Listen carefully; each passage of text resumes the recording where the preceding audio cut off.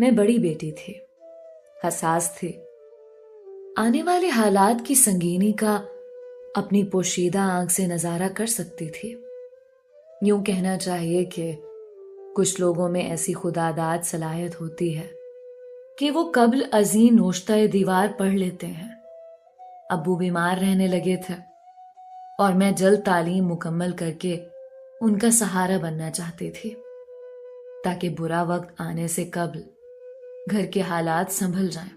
انہوں نے مجھے اعتماد دیا تھا، انہی کے کہنے پر میں نے یونیورسٹی میں داخلہ لے لیا، ورنہ ہمارے مالی حالات ایسے نہ تھے کہ میں یونیورسٹی میں داخلہ لیتی۔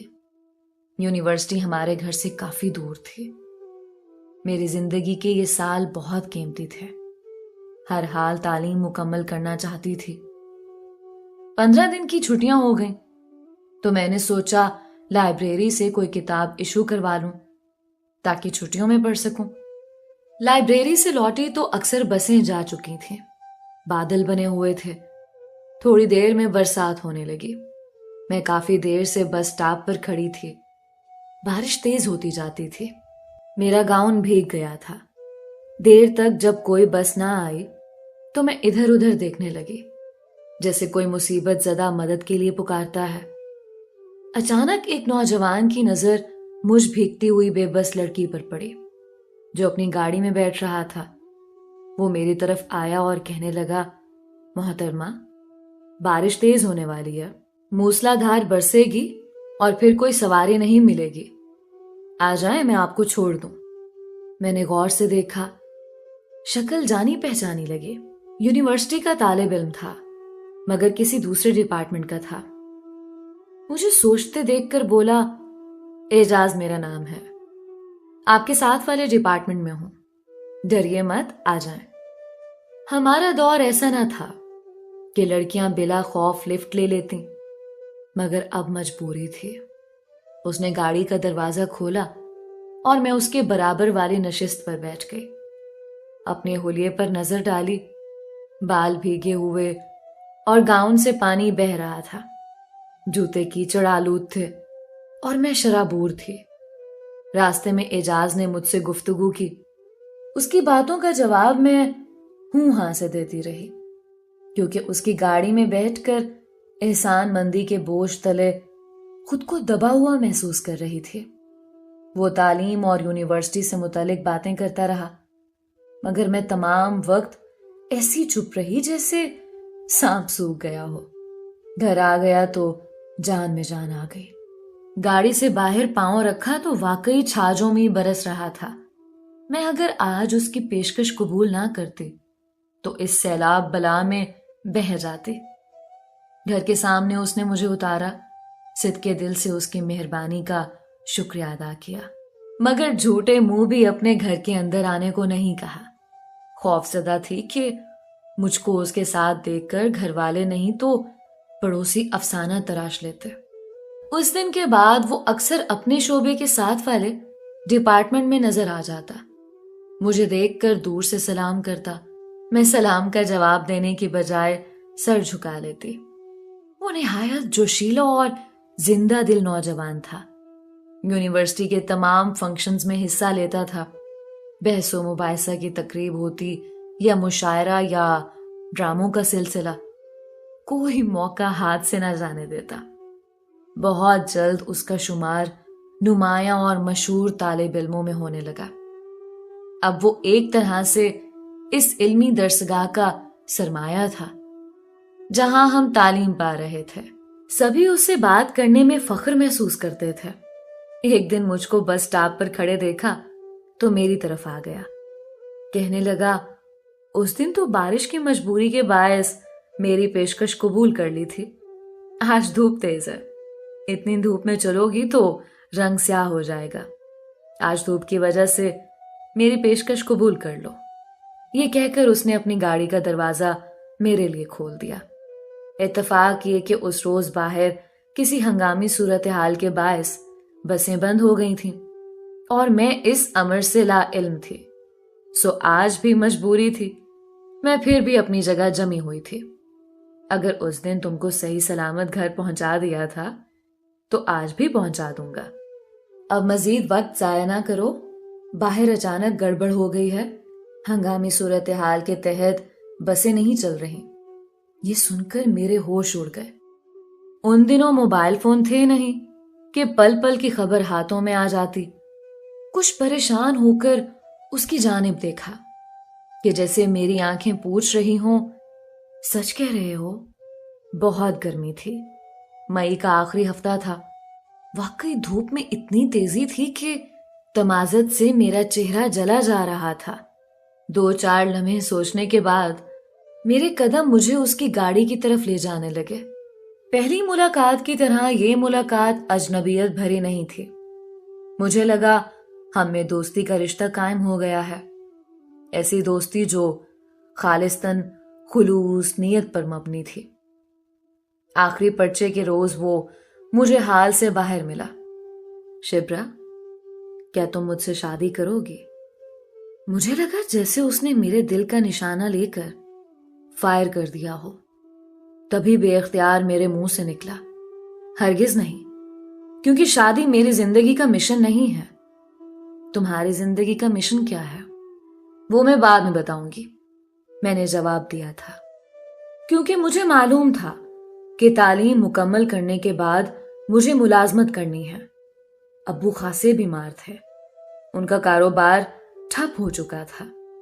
تھوڑی سی جمع پونجی جو بینک میں تھی اس پر ہم لوگوں کا گزارا تھا۔ مستقبل میں مجھ کو اپنے والد کا ہاتھ بٹانا تھا۔ میں نے ایسے کوئی خواب نہیں دیکھے تھے جو اس عمر میں لڑکیاں دیکھتی ہیں۔ میرے جواب نے اعجاز کو اداس کر دیا، مگر نا امید نہیں ہوا۔ اس نے سوچا ابھی 1 سال باقی ہے، دونوں تعلیم مکمل کر لیں گے، تب وہ دوبارہ مجھ سے یہ سوال کرے گا۔ دوسرا سال بھی پلک جھپکتے گزر گیا اور ہماری جان پہچان اخلاقی حدود میں چلتی رہی۔ ہمارا جہاں آمنا سامنا ہو جاتا، رک کر ایک دوسرے کی خیریت دریافت کر لیتے، چند باتیں کر لیتے۔ ہماری جان پہچان اسی حد تک قائم تھی۔ انہی دنوں بہن نے گریجویشن کر لیا تو والد صاحب نے ایک اچھا رشتہ دیکھ کر اس کی منگنی کر دی۔ وہ اپنی زندگی میں ایک بیٹی کے فرض سے سبکدوش ہونا چاہتے تھے۔ میرا بھائی ابھی 10ویں میں تھا، اپنے پاؤں پر کھڑا ہونے میں اسے کافی وقت درکار تھا، اور ہم کل 3 بہنیں تھیں۔ لیکن قدرت نے کچھ اور کر دیا۔ والد صاحب جان کی بازی ہار گئے اور فرائض جو انہوں نے ادا کرنے تھے وہ دھرے رہ گئے۔ سالانہ امتحان سر پر تھا اور ابو کی وفات نے کمر توڑ دی تھی۔ ان دنوں میری حالت بری تھی، غم اور فکر نے مجھے خوفزدہ کر دیا تھا۔ اعتماد اتنا کمزور ہو گیا کہ کسی سے بات کرتے ہوئے بھی گھبرانے لگی تھی۔ اعجاز نے میری کیفیت کو بھانپ لیا۔ وہ روز مجھے دلاسا دینے لگا۔ اس کی باتوں میں جادو تھا کہ میں مایوسی اور نا امیدی کے اندھیرے سے نکل آئی، اپنے بکھرے ہوئے حالات کو سمیٹا اور پڑھائی پر توجہ دی۔ یوں ماسٹر کر لیا۔ جس روز آخری پرچہ تھا، اعجاز مجھے دوبارہ ملا۔ اس نے وہی سوال دہرایا، اب تو تم نے امتحان دے دیا ہے، مجھ سے شادی کے بارے میں کیا ارادہ ہے؟ مجھے آگاہ کر دو تاکہ امی کو تمہارے گھر بھیجوں۔ ابھی نہیں بھیجنا، ابو کی وفات کو تھوڑے دن ہوئے ہیں، امی اس صدمے سے نہیں نکلی، ذرا وقت گزرنے دو، میں خود بتا دوں گی۔